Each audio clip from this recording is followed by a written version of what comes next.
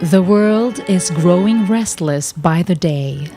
Anxieties rise as a result of disease, violence, increasing calamities, and all sorts of chaos. Somewhere we need to draw strength to help us get through it all.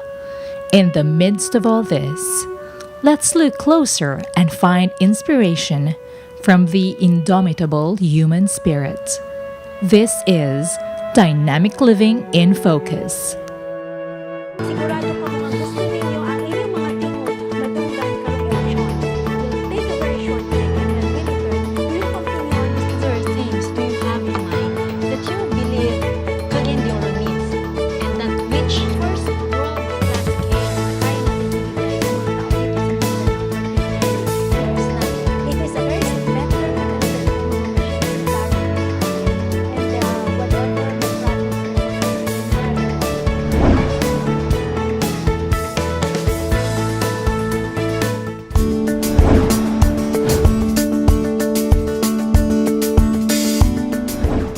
Real people, real challenges, bringing you stories of inspiration to us about selfless love, dedication, commitment, and abiding hope. This is Dynamic Living in Focus here in Marawi City. Imagine armed men forcing their way into the hospital where you are the chief at the time, Dr. Saber. What were your first thoughts? Well, it is our first encounter actually, because in the first place, when I was told earlier, I did not believe it. But when I saw them right in front of the gate, you know, I was a little bit worried about that and what would be their intention, in other words. So I just wait for what would come. Were you really afraid, not just for the welfare of the patients and the staff, but for yourself at the time? Partly, but I am prepared to manage the situation. As I have said to my employees that we are a neutral party. We do not side anyone. So I think we can face them. Were there instances, Dr. Saber, wherein you really had, incorporated into the hospital policy standard operating procedures should events like this occur?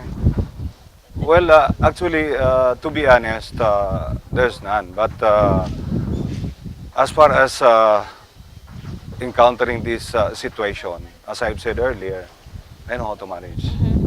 And what was, the first thought that entered your mind? Who would you call? Of course, when I say that it's a group, an armed group, I would be calling the law enforcers to come and protect the hospital. But when they come, when I first saw them, my first instruction was, let's move at the back. Let us stay in safe places, but we will continuously serving. Did it mean, doctor, that, did it occur into your mind na what would these armed men want from us here in the hospital? Yeah, probably because if there would be really an encounter with the armed forces, they might have casualties. And probably they wanted to ascertain that they would be given the necessary medical assistance that they want. Okay, we'll go and talk to Dr. Saber some more as we continue on with our discussion here on what were the events that led to it and what were the actions that they had to take as a hospital. Please take a break and come back with us after a short while. Tell us about your activities at the time that the armed men entered the hospital, Dr. Amer. Well, actually, I was doing my routinaries, and I was signing papers, and then I was informed earlier about 12 o'clock, before 12 o'clock, that a group of armed men, specifically the multi-ISIS, are in Malatlat. That is where there's a big mosque there, and there was a religious activity there. I did not believe that something will happen. But later on, at about, I think 2:02, between 2 to 2:30, I was informed that they are already in front. In front of the hospital? They are at the hospital and they are in the gates of May Pakpak. So I went to see the people and see them, and I saw them armed, about 3 or 4 of them. So when you saw them armed, doctor, what were your thoughts, Like, will they be able to take down the hospital with only 3 or 4 of them? Well, I believe that they're not only 3 or 4, there are more. So the first thought that came into my mind, I wanted to find out what would be their intention. But at the back of my mind, I was also thinking that if there would be conflict, they need the facility. So my first, I was wearing my white, in other words, mask. And the first thing that I did, because somebody told me, Doc, they will look for you. I said, I think definitely. So I took out my blazer and then put it in the cabinet, and then I told them, they asked me what to do. I think let's move at the back, because if there would be armed conflict, it would be there right there on the streets, along the streets. So let's move at the back. Let's go to safe places. That was my instruction. So your first order for the staff of the hospital was to move at the back, Yeah, the back, to yeah. be secure already. Yes, that's it. Uh-huh. And you were not afraid that you would be the only person that will be facing this group of people? No, although there's a little apprehension, but I'm not really that worried, much worried, because I could talk to them. But did they attempt, doctor, to see you and talk to you about their needs or wants or orders for the hospital? Surprisingly, not. They did not look for me. So I stayed at the back, and I mobilized, in other words, the CCTV control of the CCTV camera. There at the conference room of the surgery, which is at the back, second floor, at the back of the dialysis unit.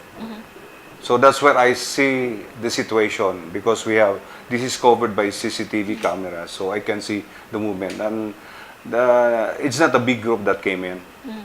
And But would you say, sir, that all the hospital staff, when they heard your orders that they have to move backwards and to keep themselves safe, can you feel the apprehension and the fear going through the minds of each one of the members? Yes, definitely. They were really very afraid about this situation, because they do not know what will transpire, considering that they are armed and they are insurgents. So I try to show to them. I did not say that we have to leave the hospital. I think we have to stay, because our rule is to, in other words, give medical assistance or services to anyone, including them. Which actually happened, doctor, that despite the war that went on, it's almost 4 months now, the hospital stands by itself and continues to serve the people. Well, initially, when I saw the exodus of patients and the people of Marawi City, what came into my mind was to still do our function as a hospital, because if there would be a conflict, they would be needing us. We are a government facility. Despite the fact that there are only very few, actually a group of doctors and nurses and administrative staff, more than 200 is going on duty, roughly 280 plus. So what was left was only about more than 20. And to include the patients, we are only about 40 plus, 42, 43. So I told my remaining staff that we should stay and we should not leave the hospital. That was on the 23rd. And days moved on, the war went on, it became intense, and we were still staying in the hospital we served. Sir, we know that Amay Pakpak was burned to the ground years back, and yet it was able to rise again and be what it is today. And so with the war devastating now the entire place, not just the hospital, what are your thoughts, one, and number two, what are your dreams and aspirations for the place, not just for the hospital? Well, initially I was also afraid about this might be affected by the ongoing war. But since I was able to get the security from the armed forces, I said, I think this will be protected. So what came into my mind was to continue the service, and also, of course, when the conflict was becoming intense, we were told by the department to leave the hospital, close it, and I think that was correct, because almost all of the people of this place went down to Iligan, to the different evacuation centers. So we don't have patients to serve. And I think we'll just come back once the conflict would be over. That was what came into my mind. And your aspirations now and your dreams for the hospital after the end of this conflict and for the place itself of Marawi. Well, we have a program to upgrade the hospital, and that is what they call transforming the hospital into an apex hospital, meaning we establish the subspecialties. And the department is a program for 2017 to 2022. So that means aside from accrediting all the 4 major departments, we have to establish other subspecialties, namely heart lung center, kidney transplant center, eye center, rehabilitation center, cancer center. These are the program that we are going to, in other words, undertake. And do you believe that that is attainable despite the war that is going on? I'm sure the war is going to end. In fact, we're getting information that there are only a few insurgents. So I so believe that this will be attained in a short period of time. It has been for 4 months, and we're anticipating by the end of October, probably we'll have peace at hand. Before we proceed, sir, going around the hospital, talking to the rest of the staff, what would be your message to our viewers? Well, Or your call, for help or for, assistance and whatever it is that will really help improve our services should we come back at the end of this conflict? at the end of the conflict, of course, what we need is rehabilitation. And I was telling other line agencies, including the armed forces, and of course, the national leadership, that if they will undertake rehabilitation, we want to be part of it. But when you talk about rehabilitation, we should not think in terms of infra only, but there should be transformation. Transform whatever is wrong from the attitude, from the character, from the situation. So it is a total transformation, so that we will have some sort of a new society, a newborn society. We want to, in other words, upgrade, as I've said earlier, and we will go along that line.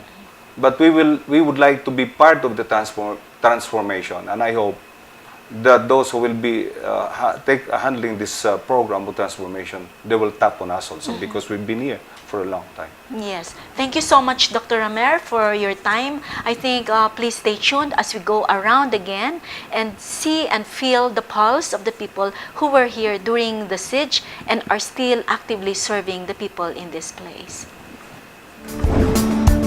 We are still here at the Maypakpak Medical Center trying to retrace the steps on what happened during that fateful day and what is still going on today. We are here at the emergency room, and I'd like to welcome and talk to two people who were prominently, present during the time of the siege. We have Miss Eva, who is a registered nurse, and Saipo. At the time, Eva, you were here. What happened? It was around 2 o'clock in the afternoon when Dr. Epi called us that we should be ready for any kasi nag-expect kami ng may mga gunshot wound at that time. Sabi niya, Ma'am Eva, i-ready niyo po yung ER kasi ongoing yung bakbakan dito sa may Basak Malutlot. So, ginawa po namin, in-arrange namin lahat yung pasyente. Nag-provide po kami ng isang area for the possible gunshot wound patients na darating dito sa ER. Pero maraming pasyente dito sa ER po, na sarili po, ng Doc. amay. Yes po, Doc. Ang dami-dami po. Yung iba pa nga po is nandito po sa hallway na kasi wala na talagang mahigian. So, yung able naman na makaupo, pinaupo na po namin. So, yung pasyente po namin, nag-start doon yung nakaupo hanggang dito po sa sobrang dami nila din. The rest of the patient, yung mga talagang grabe at that time, naka-oxygen, dito po lahat, at saka dito may stroke, dito sa stroke unit, at saka doon sa kabila po sa surgery. So, nung pumasok sila, may dala-dala ba silang mga sugatan din? Nung time na yon, yung tinawagan kami ni Doktora Epi, ito po yung nangyari. Hindi namin maintindihan yung mga tao kasi yung mga tao dito sa labas po, parang lalabas, papasok ulit ng Parang balisa lahat. Balisa lahat po. Tapos, nung naano na lang po namin, napansin namin mga 2:30, around 2:30 p.m., may tatlo na po dan sa labas. Hindi man sila kaagad-agad po pumasok. So, ayun nga po, nung time na dumating na po sila dyan lang po muna sila sa labas. Hindi po talaga sila pumasok. At wala silang dinilang sugatan nila. Wala Basta pa nandun po. lang sila. Wala pa po. Later pa po nung parang gabi na ata yun nung may hindi na silang isa. Okay. Now, ikaw, Saipo, you were also here at the time, di ba? And nung time na yun ba, in-evacuate niyo ba lahat ng mga pasyente sa ER at para maging secure sila? Yes, ma'am. Nung nagkagulo na, ang lahat mga pasyente, in-evac na namin sa labas, papasok sa mga safe area. Tapos, mayroong isang mauti na pumasok dito, may daladalang armas. Tapos, tinanong niya kami kung may mga Christian ba na staff dito na nakastambay sa emergency. So, sinabi namin, wala naman, puro naman tayo mga Muslims kasi yun ang hinahanap nila.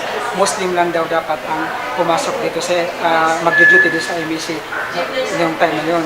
So, yung mga pasyente, nilagay na namin sa mga safe area. So, kami na ang Kayo ang naiwan. dito, kami ang So lahat ng mga Muslim na mga trabaho natin, sila lang yung mga naiwan dito. Yes. So kami lang natin nandito, mga 8 kami na mga staff dito sa emergency.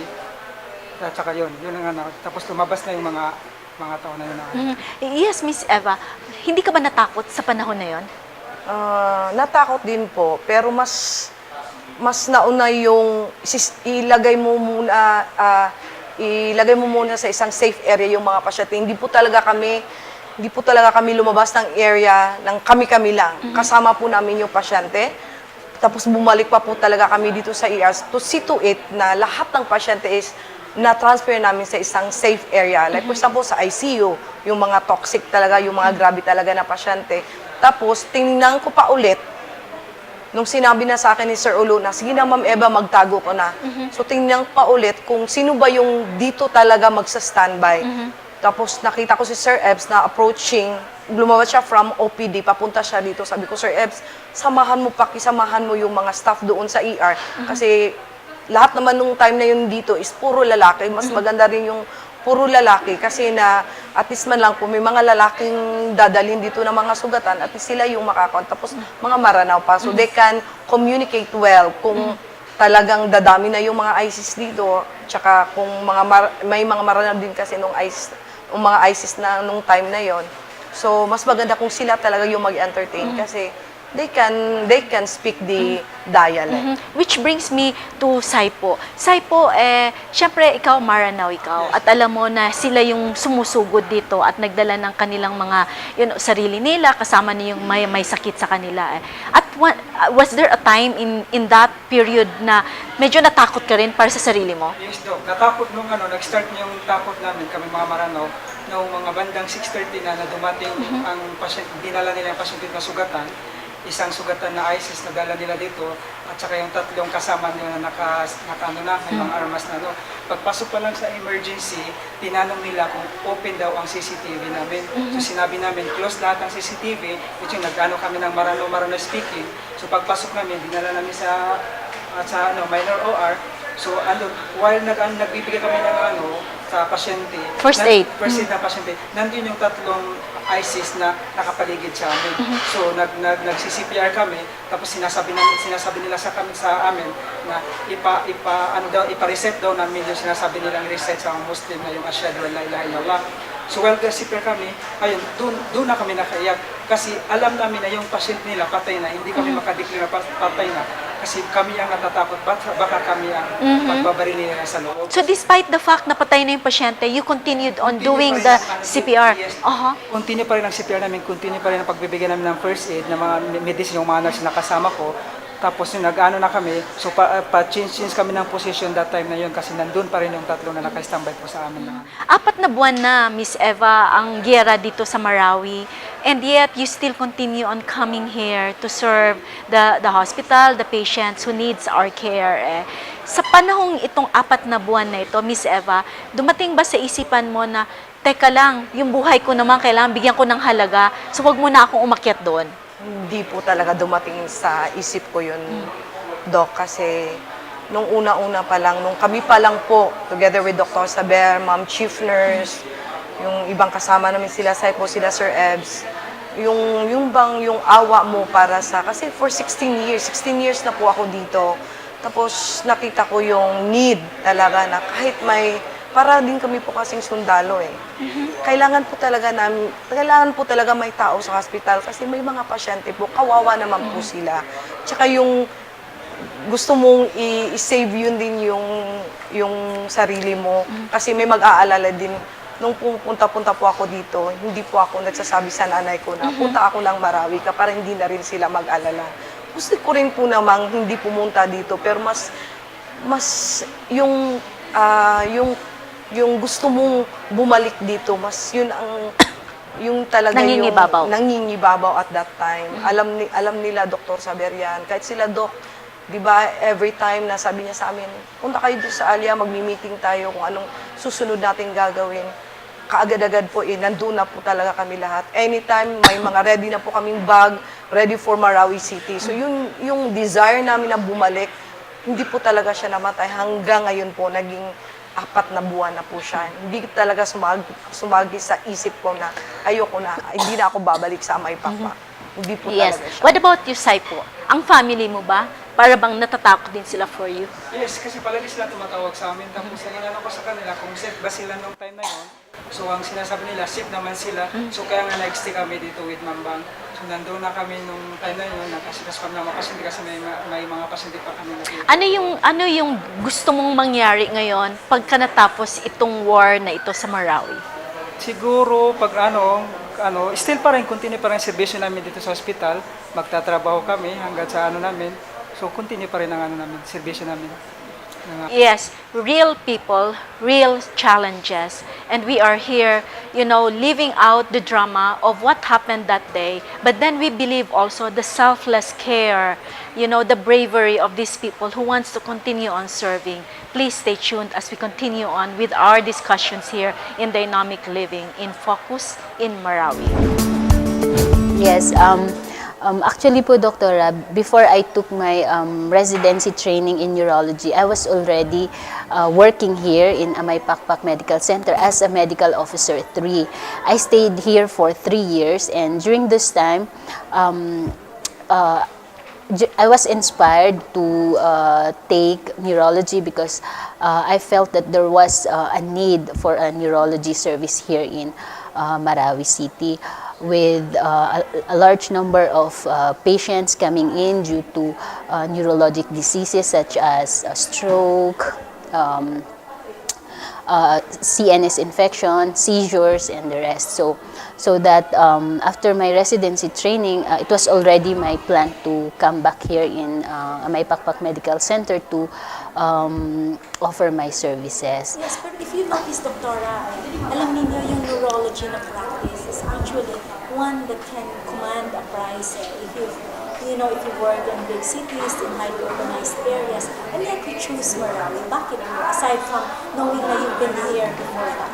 Well, for one, I came from here. I was born here in Marawi City. I have my relatives here in Marawi, so it was more of a service. I wanted to help my relatives. I wanted to help the Maranao people.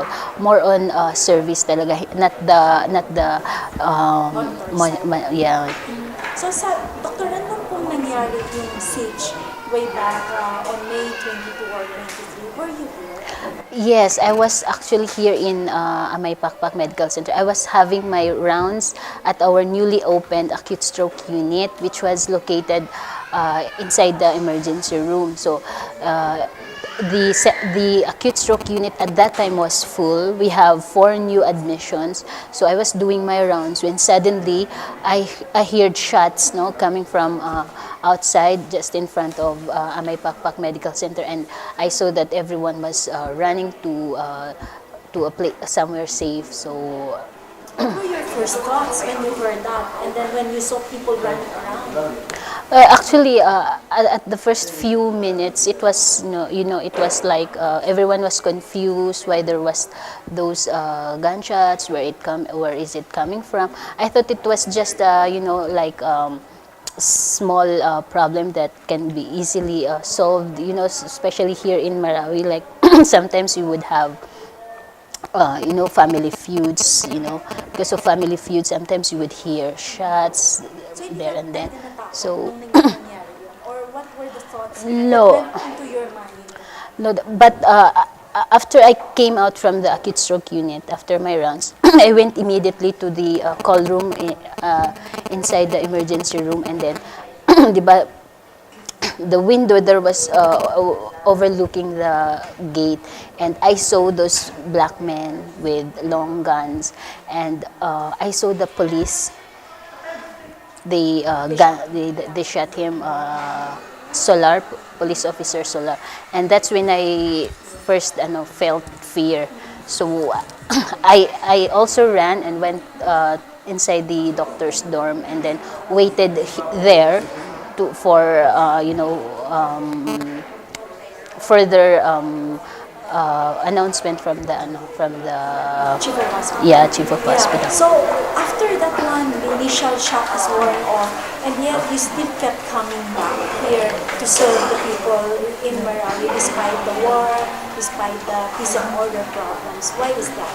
When the Pakpak Medical Center was given, clearance or order to open, I felt that I had to come back to serve again the patients here, especially those coming from far-flung areas in a safe area here in Lanao del Sur, where they would have difficulty going down to Iligan City or Cagayan, and they had no choice but to get admitted here in Pakpak.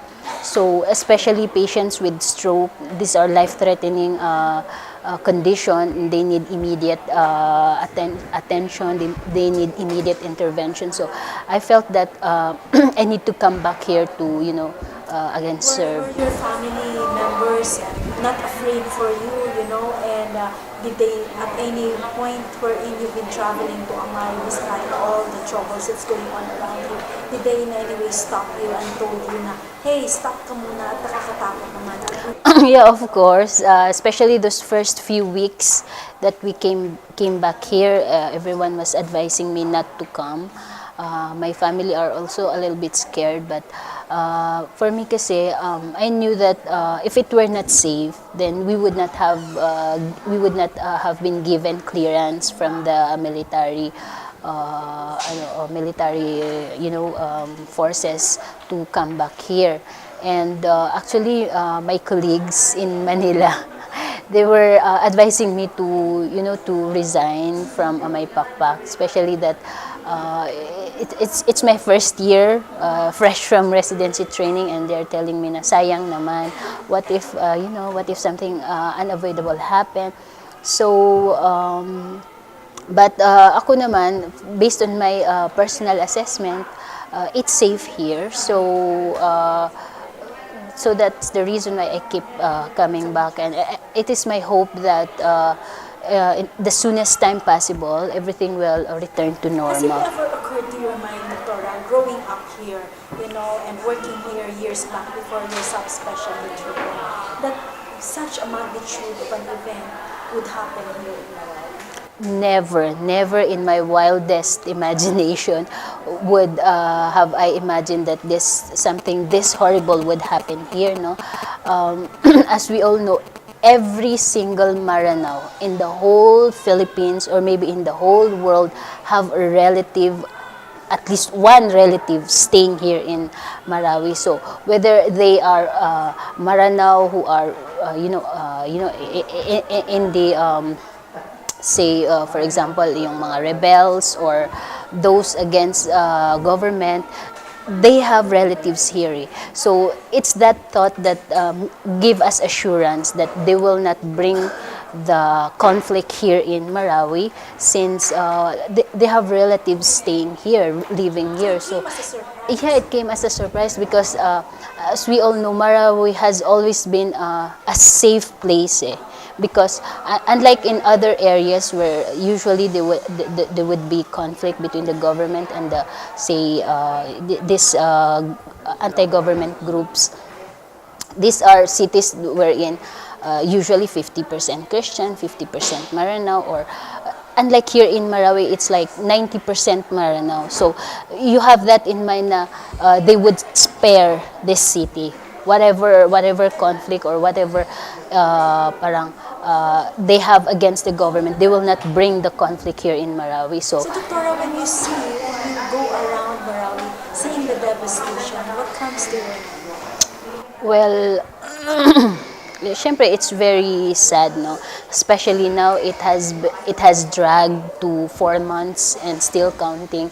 And you've seen these pictures, the whole city is in ruins. So, parang it's really heartbreaking, no?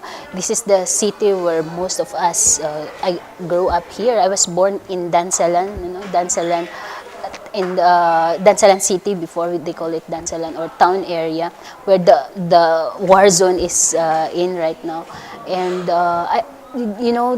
during those time, wherever I go, like in Cebu or even outside the Philippines, I always thought of Marawi as a parang home, parang province. It's quiet, laid back. So parang the whole city has been destroyed, and I hope that it would, after all of this, it would rise up again as a better place, more peaceful than, yeah, and then so that we'll be able to offer our services, even after the war.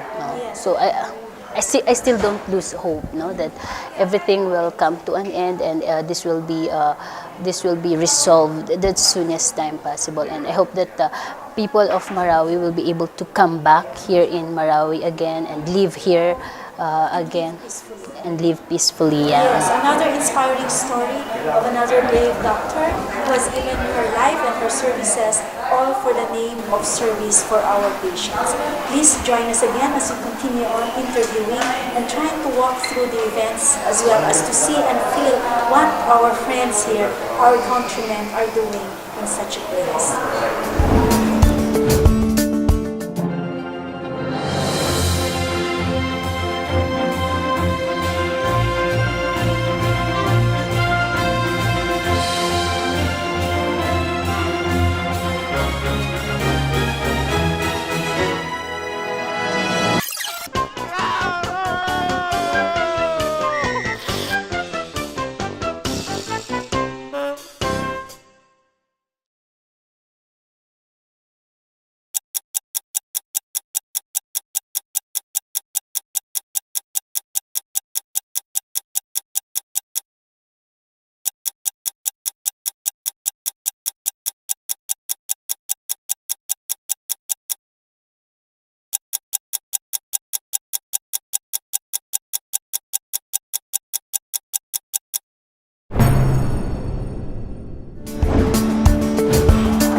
Another inspiring story, another brave person who has given her life for service. I am very much honored also to be here at the pediatrics area of Maypakpak Medical Center with our pediatrician.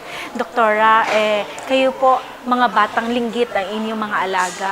Ano po ba ang mga common na mga sakit na nakikita ninyo at ginagamot dito? Good morning po, Doc. So, karamihan po ng mga sakit dito usually admitted to our respiratory ward and gastroenterology. So, we usually see cases of pneumonia, and then for gastro, usually gastroenteritis, usually viral. Okay. Heto, Doktora, yung unfortunate event na nangyari po dito sa atin sa Marawi, nandito po kayo? Were you here during the time? Unfortunately, and fortunately as well, I was not. I was attending a convention in Manila. So, nabalitaan ko lang din through our staff, friends natin. yes. So what were your thoughts when you heard about it? Well, at first I thought it was only for about a day or most 3 days max. So I didn't go back immediately because I thought it was a short, and then eventually it dragged on. When I came back, it was still ongoing. So Gaano na po kayo katagal dito sa Marawi? mag 2 years na po ngayong October. Why choose Marawi? You could have, just gone to another place and serve, but why choose Marawi as your place of service? I grew up in Marawi, mostly of my elementary, high school. We have a house in Marawi City. And then I always love this place, mainly because I want to do public service and I want to do work close to my home. Paano yun, Doktora? What would be the effect of all of these, troubles that we have now in Marawi to our children? To our children, maybe it will teach them, it will help them understand how difficult our situation is culturally wise. We have different beliefs, so it's time for them to inform themselves what is really happening, where will they take a stand, and what action should they do in the future. Mas mahirap ba ngayon gamutin yung mga kabataan na considering with this war that is continuously raging here, yung mga napupunta dito ng mga pasyente ngayon, are they more difficult to treat or it's just the same as before? With my history here, for the patients, it's difficult for them to come here. Some are not willing to be transferred here, especially from nearby hospitals. So they are not given the immediate care that they need. So they would prefer to go to overpopulated hospitals in Iligan. So it would be ideally to bring them here because we are fully functioning here and then we can give them their optimal help. But yes, the fear of them getting entrapped in this war. So that's a factor that hinders them from coming here. And how does your family think na you have to come here and, risking your life? They're very supportive of it. Yes. So they don't even think to stop you from coming here to do your service? No, they never thought about that. And your dreams for the future, not just you as a doctor, but for your patients? I hope to give most patients, especially those in the evacuation centers, all the help that they need, that they can be given access to free medicines and free transportation as well to this hospital or to wherever they want to go. And your dreams or goals for the future, For the on a future. personal level? On a personal, Yes. like for Maybe you want to upgrade some more in your professional capabilities, or maybe you would want to have many children also all your own so that you would be able to translate what your practice is all about. Yes, the dream is there for training. I've always wanted to train. But then for now, I've fully committed myself to here, having duties here and volunteering at Red Cross. So that, the pull for training is very strong, but I find it in my heart to serve more in the... Yes, thank you so much. So again, narinig po natin the desire to serve, the pull to be here in order to give her services to the people who need her, especially our children, the small ones who may not even be able to say what they need to say when they are sick. And so again, another story, inspiring story about the bravery and the desire and the selflessness to serve the people in Marawi. Please, again, join us as we continue on with talking to people who matter to us, people who make people also matter to their services.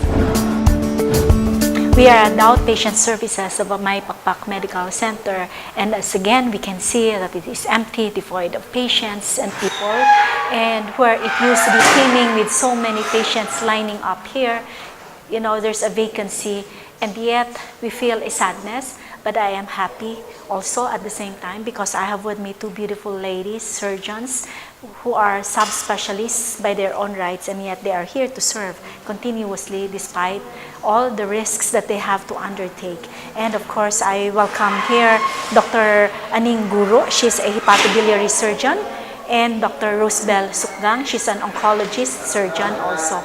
Now, Aning, we'll start with you. Hepatobiliary, that's kind of, you know, highfalutin already. And marami ba talagang mga kaso na kailangan ang iyong services? Yes, Doc, because actually I thought of undertaking hepatobiliary since I was in residency, because during residency we would receive referrals from remote places that we still have to refer to higher centers. So, because at that time when I was a resident, there was no hepatobiliary surgeon in northern Mindanao. That's why I said to myself, I need to subspecialty. Ano yung mga common na mga illnesses that you handle as a hepatobiliary surgeon? Actually, I just recently came back, so had difficult gallbladder surgeries. We also had choledochal cyst. Just recently, we did one choledochal cyst, and then we also do laparoscopic cholecystectomies. We have one difficult case right now, flat skin tumor. We still have to work it out. And Dr. Rosebel, again, another lady surgeon. Matanong nga po kita, hindi ba mahirap maging surgeon ng isang babae? Actually, hindi naman siya mahirap po kasi we enjoyed and we love our trade. So, yun ang talaga importante. If you really love it and you enjoy doing it, walang mahirap. And you are into oncology, cancer treatment for surgery. Why choose that specialty? No, actually, wala naman personal thing between cancer and me. But when I was in my training, I found a lot of cancer cases, most especially breast cancers in females, because this is the #1 cancer for females here in the Philippines already. And most of them would just come to us at an advanced rate already, and somehow becomes very difficult to treat already. So with me being in surgical oncology, it's not only that I operate on them, but we also want them to educate them also, so that even early on pa, they can come to us for treatment. Therefore, the cancer could be treatable. And it will prolong life, no, quality life. Now, life. let's talk about your practices here. You know, both of you are in a specialty wherein it can be so grueling, that's one, and yet it can be monetarily satisfying, so to speak. Kaya pwede naman na you could have chosen some other place for you to practice your practices. But why choose Marawi? Let's talk with Dr. Rosebel first. Yes. Actually, I was worried at first na umakyat dito, but with Dr. Aguro, I mean, being my very close friend din, she encouraged me to come here because of lack of female surgeons. They have a lot of female patients here na ayaw magpa-handle ng mga lalaki. So they are encouraging female surgeons to come up here so that we can treat the female patients who are in need of surgical care. And that was the truth then. When I came here, I saw a lot of breast patients, even mga anorectal cases na nagiging masyadong severe na because they don't want to be treated by the male surgeons here. So when we arrived, at least Unti-unti, dumadami na sila. At nagpapatreat naman sila sa amin. Yes, ikaw naman, Aning, pwede namang hindi bumalik sa Marawi kahit taga Marawi, di ba? Pero bakit ba talaga yung haltak at pool nung place sa'yo? First of all, Doc, actually when I was still in training, I was invited by a colleague to practice. He told me, why don't you practice in Manila? Because he's offering an item in one of the government hospital in Manila. And I told him no, because I did this subspecialty for the people of Mindanao. Because I want to serve back to my people. Okay, let's talk about that great and big event that happened to this place. Were you here at the time, Dr. Roosevelt? Yeah, we were here at that time. Opo. And and how did you feel when it happened? Of course, no. So the initial feeling was really fear. It was really fear. Actually, sa umpisa pa lang, we thought that it was just a natural occurrence na may barilan daw. Tapos niloloko pa nga nila ako na, yeah, magantay ka, maraming gunshot na darating sa'yo. And me being the surgeon, sige, let them come. Ganun lang. So, ganun ha? Oo, ganun talaga. I was warning her, Doc, na magantay ka kasi baka mamaya maraming gunshot po. Sabi ko, kasi siya yung duty that time. Maraming gunshot po. Okay lang, sige. Oo, surgeon naman. And only to find na hindi lang naman pala ganun Yes, yan, no? exactly. When one of our parang residents called me up, personally called my phone and told me, Doc, asan ka? Asan ka? Sabi ko, I'm here in the, nag-rounds. Sabi niya, magtago ka, Doc, kasi nakapasok na yung ISIS. Doon ako kinabahan. So, nagtago ka talaga? Natakot. Yeah, I really felt fear. But then, dumating si Aning. So, parang parang nakalma din naman ako. Kasi sabi niya, okay lang tayo kung dito tayo. Tapos, tinuruan niya ako kung anong gagawin. She kept me talaga na safe ako. Tapos, sabi niya, dito ka lang. Wag kang, pag may tao sa labas, don't look them in the eye. Mga ganun. Pero ikaw, Aning, did you feel fear also at the time? Honestly, I was telling her, no, I didn't feel any fear, di ba? May cousin Ako lang. we were telling Huwag kang matakot. huwag kang matakot. Exciting nga, gano'n. Because that's what we feel at first. But because we thought na, Ordinary ano lang, it's just normal here, na nakakarinig ka ng mga putukan. But then again, after, wala din. But when, yung somebody got hurt, so, that time, na-feel ko rin na I had to take off my white coat because my uncle was also here and he told me that when the nurses called that there was a patient at the ER and my uncle told me, don't go there with your coat on. So I had to take my coat off. And despite what happened, it's almost 4 months now. And in the past 4 months also, you have been coming here to continuously render your services. Why is that, Dr. Roosevelt? At first, I was not assigned at Amay Pakpak initially. But there was this incident when I was in Iligan City. I was initially assigned at GTLMH. But there was an incident that there was no general surgeon available here in Amay Pakpak. And there was a patient who had a stray bullet in the abdomen po. So that patient really needs immediate surgical care. The initial reaction of the other doctors here was to send the patient to Iligan City for me to operate on him. But I told them, I think it's better if we operate there. Send me up there and I'll operate there because I know that our OR is very capable.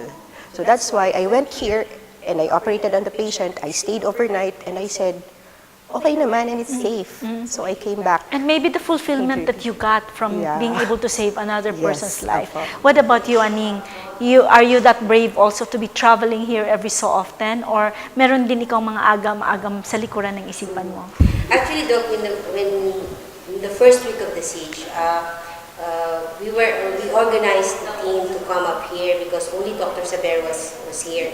He's the only doctor left here. So we organized a team to come up here. So on the third day of the siege, we came up here.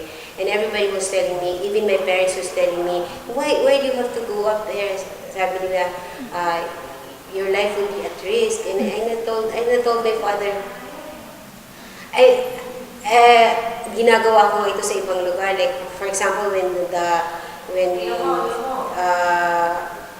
the big storm in Tacloban, Yolanda. When Yolanda happened, I was the first one, talagang nag-volunteer ako to go there. And then I told myself, why not help my Kababayan. So, when people are asking me, ba't mo ginagawa yan? Sabi ko, kung sa ibang lugar na, pumupunta ako dito pa sa place namin. So, that made me, na I really have to come.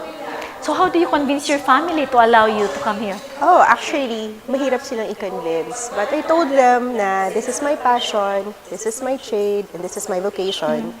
Umakit ako. Pumayag naman sila. So pag nakikita mo, Aning, yung devastation na nangyayari dito, na nangyayari sa your birthplace, right? And this is where you grew up. How does it make you feel? Actually, though, I'm very emotional. Every time I do story, Naiyak. lagi naiyak ako.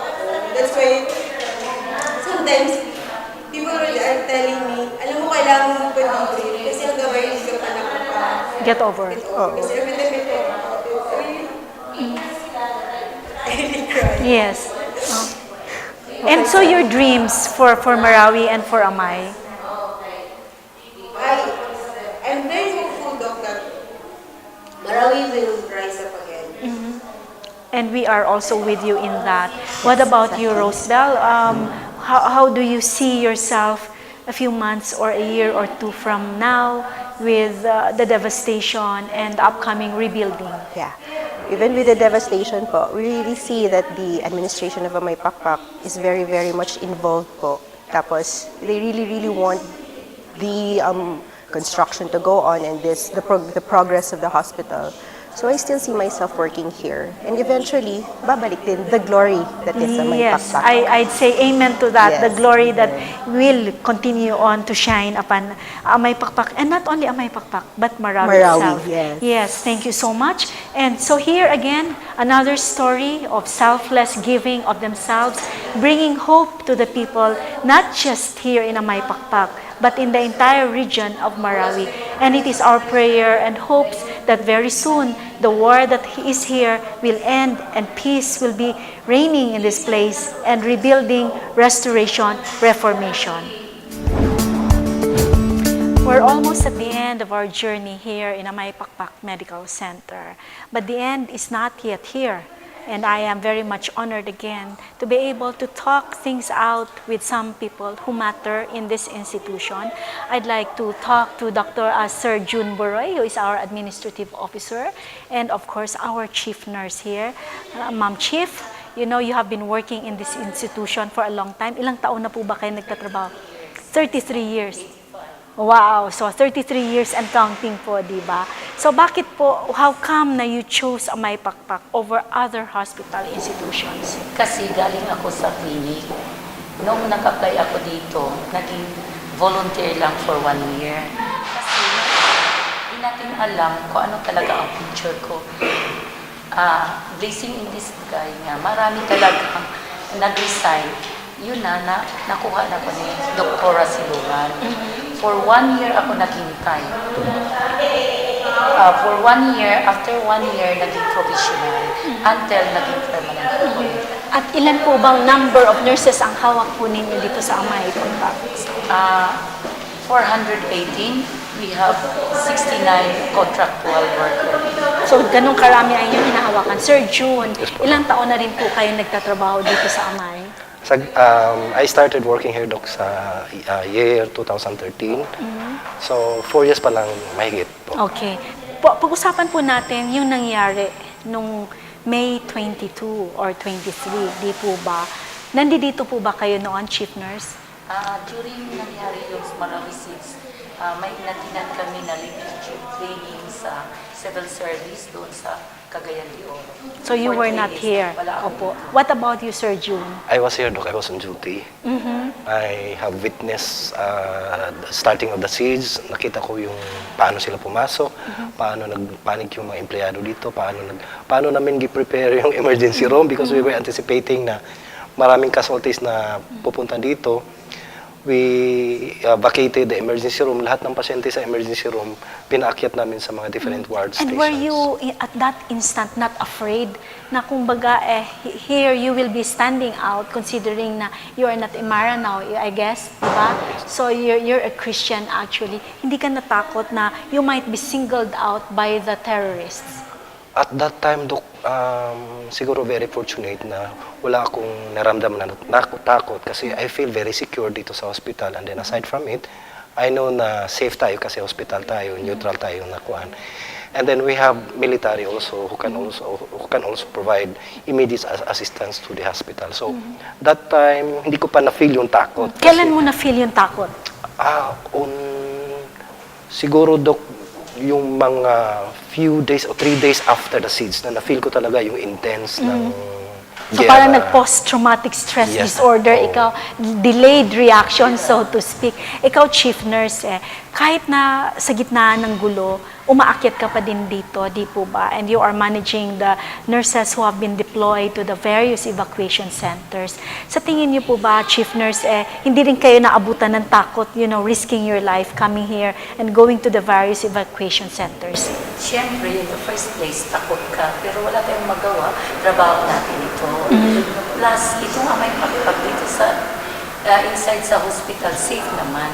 At saka, kung nandiyan naman sa iyo, kung talagang tutulong ka sa mga tao na nangangailangan ng tulong. Where do you get that strength of service, chief nurse? Siyempre, sa pamilya ko, sa kasamahan mo, at saka yung surrounding. What about you, Sir June? Kayo, Sir June, sabi mo, nagkaroon ka na ng takot 3-4 days after. And yet, you kept on coming here. I know for a fact that you deliver what needs to be delivered here. So, saan mo hinuhugot yung strength, yung bravery mo? Dito po sa Kuandok, sa pag-iisip na kailangan nating i-secure ang hospital, I was being informed by Dr. Saber na June, hindi natin iiwanan ang hospital. So, from the statement of Dr. Amel Saber, doon ako mahugot ng lakas ng loob. So, kahit anong mangyari, dito pa rin. So, we keep on ang sinisiguro namin na secure yung empleyado, merong ilaw, merong tubig, tapos May pagkain. pati yung sundalo, sinisilbihan natin doon. Aside sa mga pasyente, we took care of the soldiers that nandito sa hospital. Was there a time na yung family mo nagsabi sa'yo, "Hoy, June, itigil mo yan"? Yes, Doc. Actually, tumatawag sila ng tawag on the day, tapos the following day. Sabi ko naman sa kanila, huwag na kayong tumawag kasi nandito na ako sa ospital, inaalala ko pa yung mga empleyado, mga pasyente, ang dami namin inasikaso dito, tapos mag-aalala pa ako sa inyo. So, please, I'll keep on updating you. So, huwag nyo na akong tawagan kasi alam ko na safe ako dito. Oh, yes. Chief Nurse, ano po kaya sa tingin ninyo ang how should we be able to rise again from all of these problems that has arisen, not just to Amay, but to the entire Marawi place? Siyempre, nandyan yung sa itaas, doon tayo maghingi ng tulong. At saka sabihin natin sa mga dito sa Marawi City, na kailangan talaga magtulong-tulungan para at least peaceful na talaga ang Marawi City, regardless of Christian or Mamananakan. Iba-iba kasi ang mga attitude ng mga tao, kailangan talagang intindihin din natin sila para at least mayroon tayong peaceful place.